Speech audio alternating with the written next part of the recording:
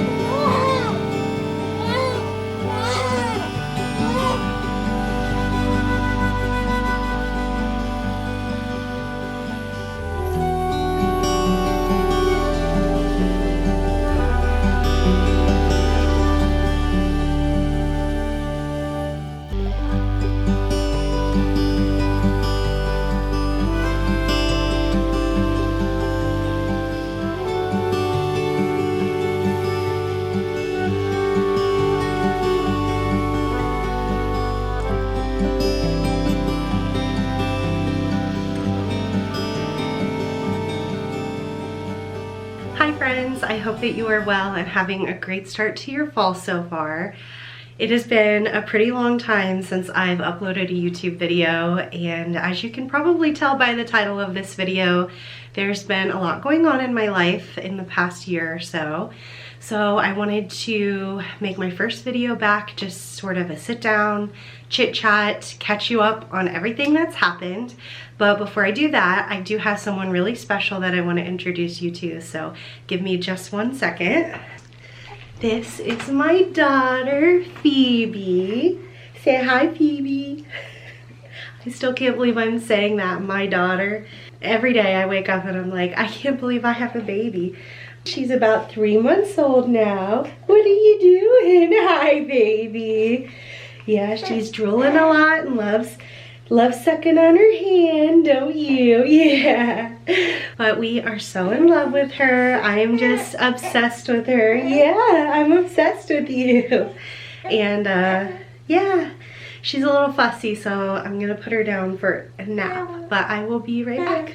All right, baby is down for a nap. Dad is watching over her, so we can get into it. I thought that it would be appropriate for my first video back to do a little chat about my pregnancy and my birth story and just sort of take you through what's been going on the last year or so of my life.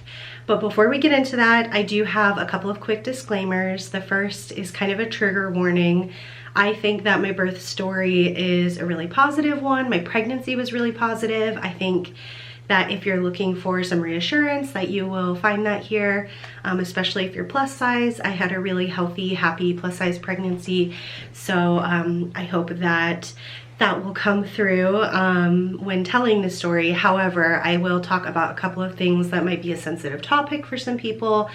Things like anxiety around miscarriage, anxiety around stillbirth, and then my daughter did have a very brief NICU stay. It was literally like only 1 day, and it ended up being pretty positive. So I just wanted to cover my bases with that. I don't want to upset anyone because pregnancy and trying to conceive, it's such a tender time. I wouldn't want to make that harder for anyone else, and I know that I really had to shield myself from some of that when I was pregnant, so I just wanted to be upfront with you about that.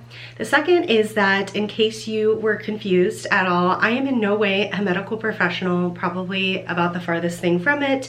So all of this is just my experience. It's not medical advice. It is really hard to parse out misinformation when it comes to pregnancy and childbirth, so I really suggest that you always run things by your practitioner or your OB. Yeah, take their advice, do not take my advice. I'm just sharing what happened for me and what decisions were best for me, what things were like when I was plus size. And a lot of pregnancies are very different from mine. A lot of doctors and hospital systems are different from mine. So I made the decisions that I felt were best for me, but it might be different for you, and that's okay.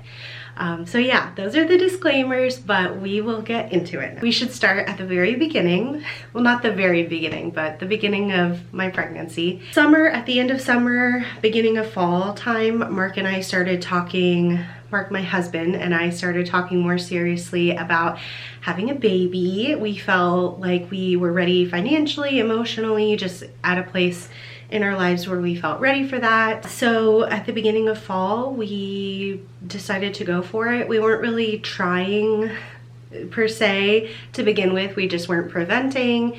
And then after a couple of months, I started to really get baby fever. I was feeling a little bit worried about infertility just because I think you don't know until you know, until you have issues. So 2 months went by and I was like, is there some issue here? I really hope not. So that third month I decided to start tracking my ovulation. I had been tracking on an app, but it turned out to be really wrong. So just know that those apps can be wrong because your cycle can vary. I did ovulation testing that month with like a kit from Amazon, and that seemed to do the trick because that was the month that we got pregnant. I knew exactly when I was ovulating, so I was able to sort of time things correctly that month. But that was November, and I was due to get my period right around Thanksgiving, and we were going out of town. So the day before Thanksgiving I tested and it was negative, and I was kind of bummed out, but thought, you know, we haven't been trying for that long. Lots of people have to try for 6 months, a year. You know, a lot of people struggle with it. We might struggle with it. So we went out of town for Thanksgiving, and I just tried to be positive about it and keep my mind off of it. And we had a really nice time with family. And then on our way back home, on the car ride home, I remember thinking, wow, I haven't gotten my period yet. That's strange. And then I was reading a book in the car on the way home. And I am an emotional person, but I finished this book and I started sobbing. It was really unlike me. I was really, really emotional about it. And then immediately after I stopped crying, I took a nap. And I never nap in the car. So when we got home, I was kind of like, there's some bells going off about this. Maybe I should take another test. And Mark was off doing something else, so I took a test real quick. I didn't want to tell him I was testing because we had both been a little disappointed before Thanksgiving that, you know, it wasn't positive. So I didn't want to let him down again, or I don't know. I felt like I was testing too much. So anyway, I tested, and immediately that second line showed up, and I was shocked because I really, really had just written the whole month off. And I wish that I was one of those women who had some sort of really cute way to tell their husband, but I have absolutely no chill. There was no way that I was gonna be able to keep it from him. So I was immediately like, Mark, come here. You have to see something. And he came upstairs and was sort of alarmed, like, is something wrong? I guess I sounded alarmed myself. And I showed him the test and he couldn't believe it either. And it was such a special moment. And then and then we both sort of weren't believing it, so I took a digital test and that said pregnant. And then Mark just kept going. I will never forget this. He just kept saying, well, we'll see. So I took a lot of tests that night and they were all positive, and I kind of tried to explain to him, like, this is a pretty sure thing, I think, you know, we'll go to the doctor and make sure. But it was just funny that that was his reaction. He was so excited and overjoyed, and so was I, but I think we were both just hesitant to get our hopes up too much because it is such a fragile thing, and a lot of miscarriages happen in the first trimester. So I did have a lot of anxiety about that from the very first day, all through my first trimester. That was one of my biggest struggles with pregnancy, was just anxiety. But yeah, we'll get into the first trimester. I had a pretty smooth first trimester. Luckily, I was pregnant early on in the winter months, so we just kind of hunkered down at home. I did experience some nausea, but nothing like what some women face. I think I only got sick a handful of times and it really wasn't that bad.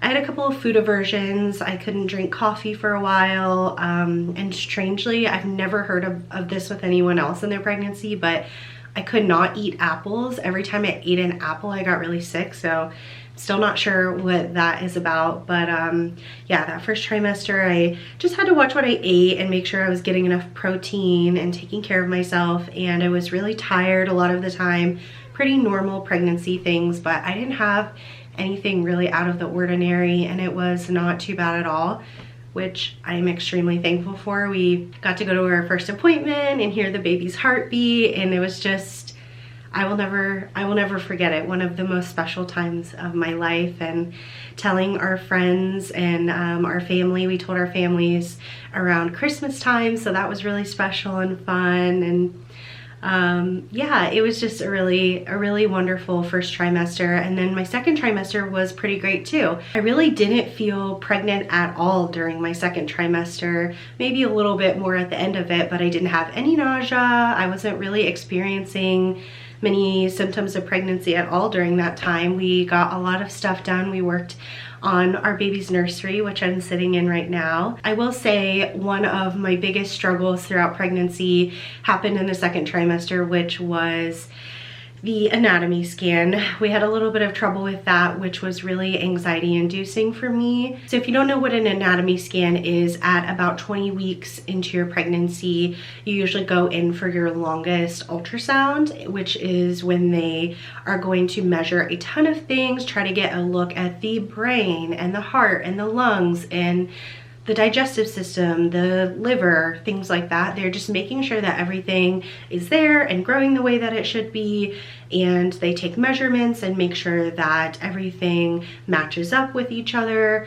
So I went in for that actually around 19 weeks, and they got a lot of stuff, but they didn't get nearly what they needed in that first anatomy scan, which I guess I just didn't even realize could even happen. I just figured that they looked and they saw and they got it, but my baby tended to want to be in a position that was just not conducive to getting all of that. And on top of that, being plus size, I guess that can make things harder to see sometimes as well. So we had to come back for a second time. And I thought, okay, for sure we'll get everything that we need this time. Well, we didn't. We barely got anything that we needed that time. We came back for a third time. We also didn't get everything we needed that time. So then they referred me to MFM, which is kind of a high-risk doctor. Not because I was high risk, but just because they wanted to utilize the equipment that they have there. We went for the fourth time and we got everything that we needed, and they were super nice there, and it was great. But it took 7 weeks from my first appointment to my fourth appointment with the anatomy scan to get everything. So during that time, I just kept wondering, is there something wrong? Is that why they can't see some of these things? It was a struggle. That was a struggle for me mentally, to just not know what was going on and to have to go back so many times. Obviously, I would have as many appointments as I needed to make sure that my baby and I were safe. But anyway, on to the third trimester. Like I mentioned before, I wasn't feeling too horrible until the last 2 weeks, but I did definitely slow down a lot during that time. I needed to take a lot of naps. And I was just trying to stay as active as I could, taking a lot of walks and eating healthy, and eating a lot of protein, and eating every 4 or 5 hours or so was really important during that time. And just finishing up prepping for baby. We spent a lot of time outside during the summer doing my gardening and stuff, and Mark had to help me a lot. But yeah, those last 2 weeks were brutal. It was, you know, July, so the hottest part of the year. And I was so big, and I was just, my body was just really starting to feel it. I was having sciatica, my back hurt, and just feeling tired all the time and uncomfortable, hot all the time. None of my clothes fit. I was living in like the same 3 outfits. I was just miserable. So at my 39-week appointment, when I went to go see my doctor, I just told her, like, I'm really not feeling well. And we sort of talked about some things, and I decided on an induction, an elective induction. I should have mentioned this before, but I did have a pretty healthy pregnancy. I wasn't diagnosed with anything like gestational diabetes, and I didn't have any issues with my blood pressure or anything like that, even up until the very end.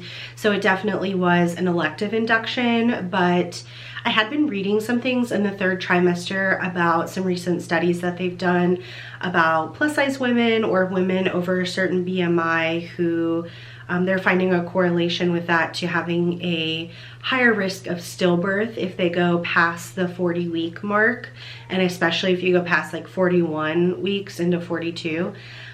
So I was feeling a little bit nervous about that, and I was just like, I don't know, I was just pulled feeling like that was the right decision for me. I know that a lot of people are judgmental about elective inductions, and that's fine, but it was the right decision for me and my family. Talked it over with my doctor and my husband and my doula, and we all decided that that was what was going to work best for me and the baby. Anyway, so let's get into my birth story.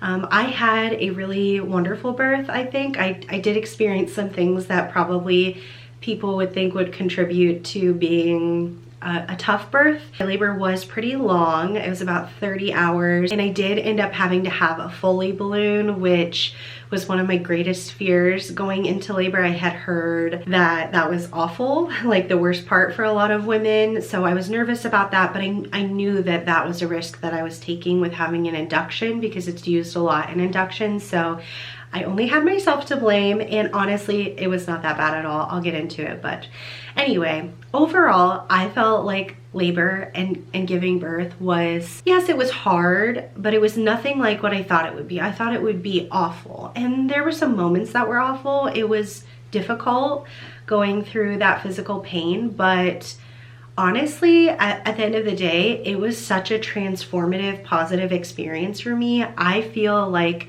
a different person after having given birth, and not just because I'm a mom or I have a baby, but just the experience itself. I feel so much more confident in myself and proud of my body, and I guess pregnancy plays into that as well. I'm proud of how I handled pregnancy, how I handled labor, and I don't know, I just feel proud of myself, and I kind of feel like I can do anything now, that if I could get through that and I can take care of my child, that I can do anything. So it almost feels motivational to me that, I don't know, it's just given me more confidence in myself, which is not something that I really expected, but has been really lovely. And I don't know, I say that in hopes to encourage anyone who is worried about labor. You will be able to do it. So many women before you have done it. It can be such a positive experience if you let it be. And so yeah, that probably all sounds cheesy, but it's totally true. So back to the birth story. We went in on that Sunday. They started me on medication. I believe it's called Cytotec. So it was an oral medication that they started me on. I did have a doula. Her name was Brittany. If you're watching this, Brittany, hi. She is amazing, and I love her. If you're looking for a doula and you're in the Central Ohio area, please reach out to me. I will pass on her information to you. But I kind of went back and forth between wanting a doula or not. I knew that I wanted to have a hospital birth just because I do have a higher risk for things, certain things being plus size. So I wanted to give birth in a hospital, but I also wanted to know that I had someone on my team that would help me through some of the things that scare me about a hospital. If you don't know, I lost my dad to cancer in 2012, so I just have a lot of really horrible experiences, memories from hospitals. Obviously, she was there for me so much throughout my pregnancy, especially at the end. She just helped me with so many things that I was unsure about, and honestly, there's so much information out there for pregnant moms and new parents that sometimes it felt really difficult for me to wade through all of that, and it was just so helpful to have someone that I could text and ask questions to at any time before I gave birth, and then she was there for me during birth, and then after. She came to our house and helped me with my breast pump and helped me with some breastfeeding things and just really took care of us. So if you are on the fence about a doula, I know not every doula is the same, but it was a really wonderful experience for me. So she showed up, and we got things started. Not a lot was really happening at first. My contractions started picking up, and I was really surprised that while obviously I was feeling the contractions, they were not that bad at all. I just really thought that having contractions was going to be absolutely horrible, and for most of the time it really wasn't. Really tried to focus on staying active, walking around, bouncing on the ball, because I knew eventually I was going to want an epidural and I wouldn't be able to do that. So trying to get us to make as much progress as possible. And after a few hours, I wasn't dilating as much as they wanted to, so they did decide to go ahead and place the Foley balloon. I'm not going to explain what that is because it's kind of gross. You can Google it. It is something that I have heard horror stories about, and for me, honestly, having it put in was uncomfortable for sure, but having it in wasn't that bad.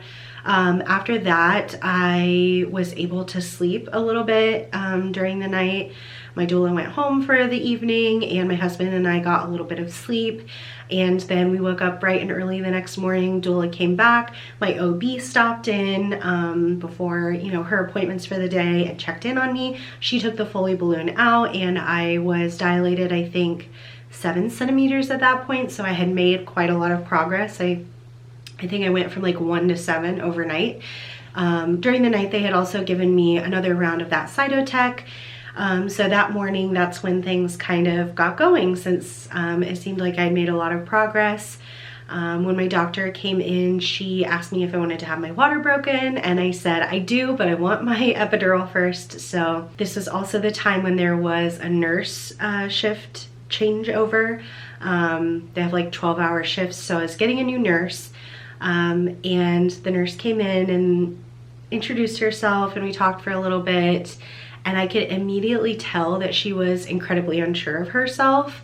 And it was making me feel a little bit worried, because when my OB had come in, she said, you know, this is go time. Like, once we break your water, I really want you to be moving around on the bed a lot. Even if you have an epidural, like, I really want your nurse to be moving you into a bunch of different positions.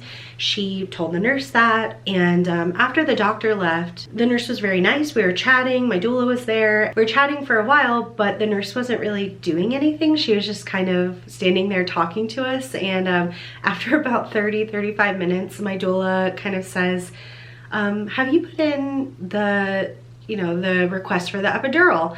And she said, oh no, I haven't, let me do that now. And we looked at each other, and I knew immediately. I was just like, this isn't gonna work. And I went back and forth after the nurse had left with my doula and with Mark, and, you know, just kind of wondering, should I ask for a different nurse? I felt really bad doing it because she was very nice.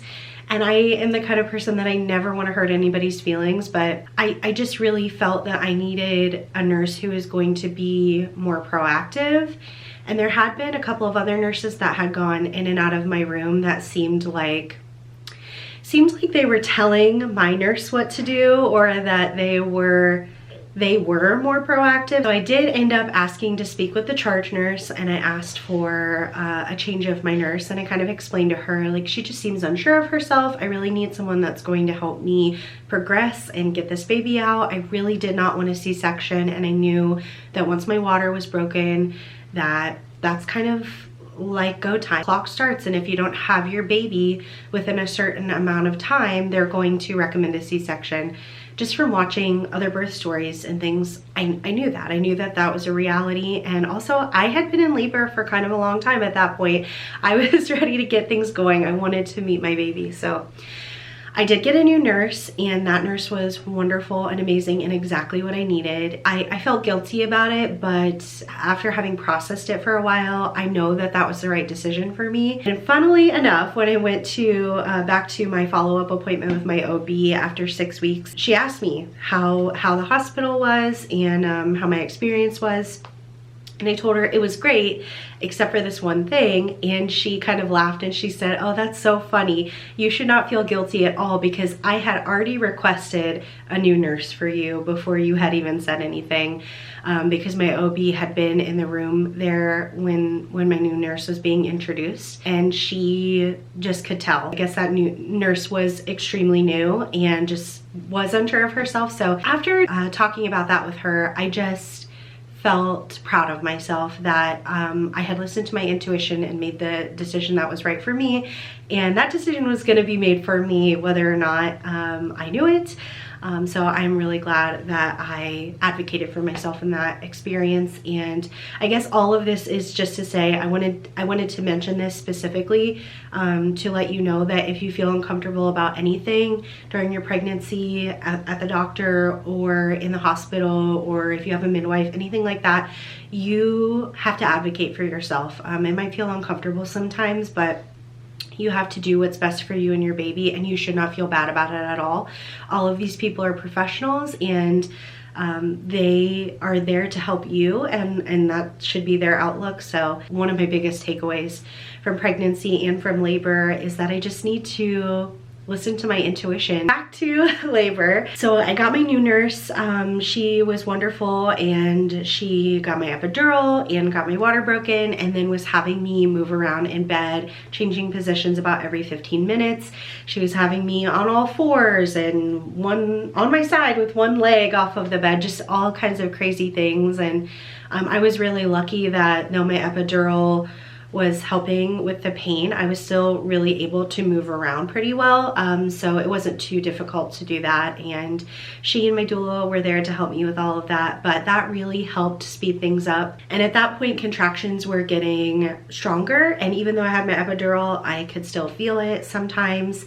So that's really when all of the prep that I had done for labor really kicked in. One thing that I did a lot throughout my 3rd trimester is I meditated a lot, and I did a lot of like hypnobirthing, birth meditations on YouTube, like guided meditations basically. And I know that there are gonna be people rolling their eyes at me saying that, but I believe that that helped me more than almost anything else that I did to prepare for birth. It was so helpful to practice how to breathe, how to calm myself down, and especially when the pain was greater, it just really helped me center myself, focus on my baby and what I was going through all of that for. And that was immensely helpful to me, and I think really helped me keep a positive attitude throughout the whole experience.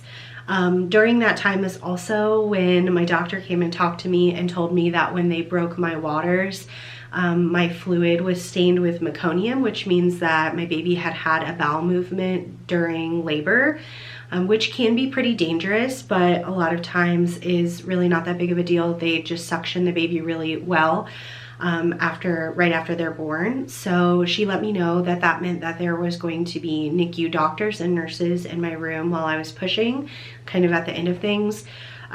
So that did stress me out a little bit, but I knew that if I let the fear take over about what could happen, that I wouldn't stay focused on what I needed to do and what I needed my body to do. So again, those guided meditations were amazing for me. I will put a couple of my favorites that I used a lot in the description.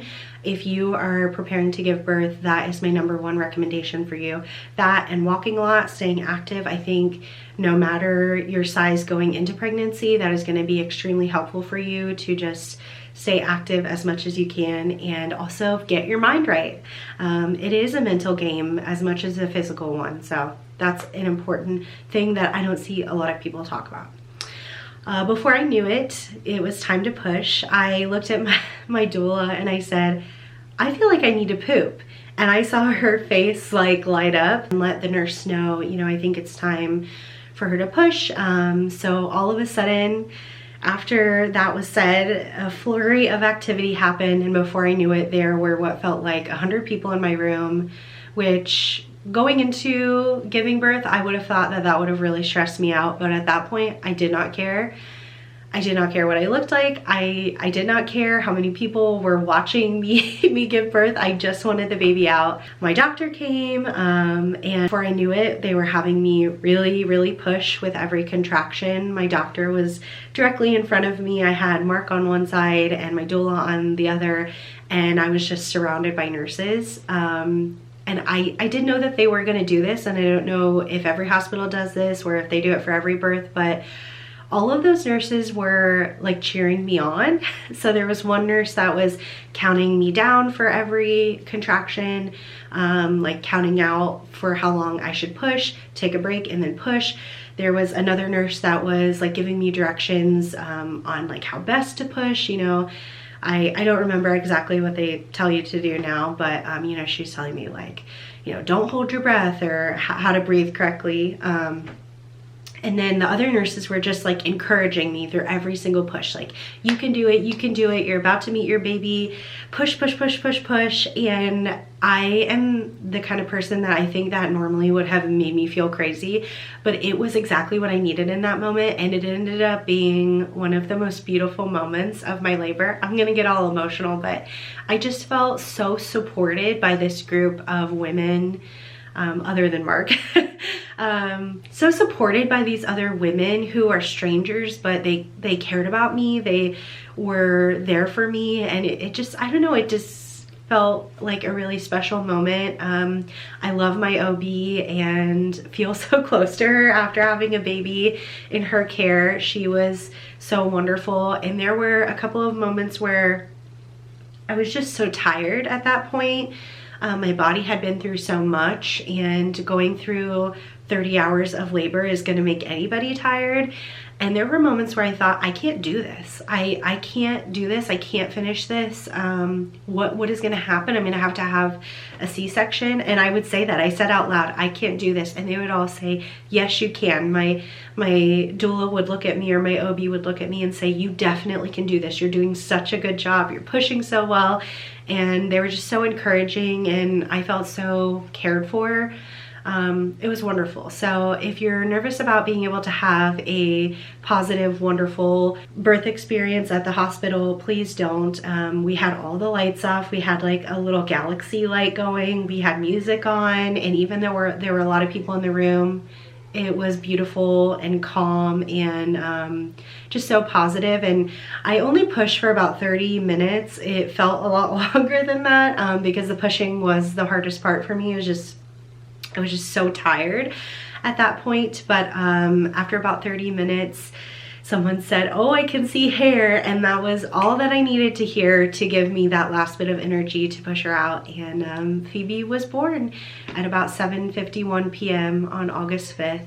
And it was the most special moment of my life meeting her. It was unreal. I still can't believe that it happened to me, which probably sounds crazy to some people because it happens every day to women. People have babies all the time, but when it happens to you, it just feels so special. And they let me see her, they held her up, and then she was whisked away for a moment so that they could really suction her out. They just didn't want to give her the chance to aspirate that meconium. So that was kind of a struggle for me because I really wanted to hold her right away, and she wasn't crying right away. It felt like a century before I heard that little cry, and Mark went over with her. We're all in the same room, but you know, she was just like at her little station. He went over with her, and I kept saying like, is she okay? Is she okay? And he said, she's fine. She's a beautiful baby, you know. And like, they brought her back and put her on my chest, and just looking into Mark's eyes and us looking at our beautiful baby was so wonderful and special. And I've got to stop crying, but yeah, it was just so wonderful. I will never get over how amazing that was to me, that I was able to do that, to grow and birth a baby. It was amazing. So after that, we were just in heaven, and my doula helped us get situated into our postpartum room. Phoebe luckily latched right away, was breastfeeding really well, and everything was going really well. We were tired, but so in love with her, and those first few days were just, you know, getting the hang of taking care of her. Neither Mark or I have very much experience with babies, so it was just felt like a huge learning curve, but it was also wonderful. I had a hard time sleeping because I just wanted to hold her and cuddle with her and watch her the whole time. And we were thinking we were gonna get to go home. Everything seemed fine. She seemed very healthy. And then the only thing that we started to worry about was that she hadn't had a bowel movement since she had been born, and we didn't know that that would be a very big deal. But after a couple of days, the pediatrician that was seeing us at the hospital sort of brought that up as a concern and said, you know, we aren't going to send you home until she has a bowel movement. So then we started getting worried about that and trying to do all of the things to help stimulate that and help her along with that. And then after about the 4th day, that's when they started talking about needing to transfer her to the NICU at a higher level acuity hospital. They had a NICU at the hospital we were at, but they just didn't have everything that they needed to test to make sure that everything was okay. And I knew that that's what we needed to do, but I was so upset about it because I had gone from, you know, feeling so wonderful and being so excited to take her home to all of this unknown. They did go ahead and transfer us to the children's hospital in the major city that we live close to. And that was very emotional, very difficult for me. I probably did not handle it very well, but I was just so worried about her, and to see her have to be transported in an ambulance and be put in this big clear box with all of these wires and things on her, and it just was very serious very quickly. And having to go there with her and, you know, see her have all of these tests and things. Luckily the doctors and the nurses at the NICU at the children's hospital were angels. They were wonderful, and everything happened very quickly. We were transferred in the late afternoon, and by 8 p.m. she had had all of the testing that she needed, and they ruled anything out, and she had started going to the bathroom on her own.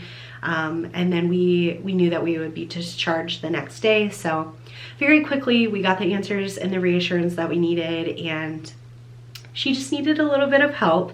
But it was so scary to see her have to go through all of that testing, and I don't know, to have her taken away from us for some tests and things like that. It was just really hard. And to go to a higher level NICU and to see all of those babies and parents, they're people who clearly had been there for a really long time. It was so heartbreaking, and I think of those parents and those families and the babies every single day, and have been, you know, praying for them, because I just can't imagine having a long NICU stay. I know that people go through that, and I feel really lucky to have had such a short stay, but it was a little bit of a scare and did sort of spike my anxiety right before taking our baby home. So luckily she is healthy and happy and not having any issues anymore.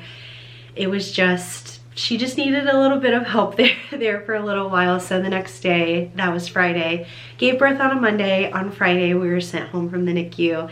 And after that scare, taking her home was one of the best days of my life. It was euphoric. It was wonderful introducing her to our cats and just seeing her in our house. It was amazing. And ever since then, we have just been adjusting to life as new parents. It has been hard at times. Of course, it's such a big transition. Of course, it's going to be difficult, but honestly, being a mom and having her in my life has been absolutely amazing. I have loved every single day. I just feel like I have a new lease on life and a new outlook on everything, and it really has been great. So I'm really excited to share more of our life together with you, and I'm not planning on sharing her a ton on this channel, but I am excited to share my journey as a mother. And like I said, it's been really wonderful. I hope that if you're watching this and you're preparing to have a child, that you can be encouraged that though you will go through some difficult things, it is so worth every moment with your beautiful baby. It is a wonderful experience and is really what life is all about. So I already can't wait to give her some siblings, but I am going to wait because I'm not ready for that. But it will be wonderful to, God willing, be pregnant and have more children again. I'm really excited for it. So I hope that you enjoyed this long-winded pregnancy journey and birth story. If you have any questions or have any experiences that you want to share, leave me a comment below, and I'll be back again soon with a nursery tour. I'm so proud of our nursery that we put together for her, so I can't wait to show you all of the little details. And until then, I hope you have a great rest of your week. I'll see you guys soon. Bye.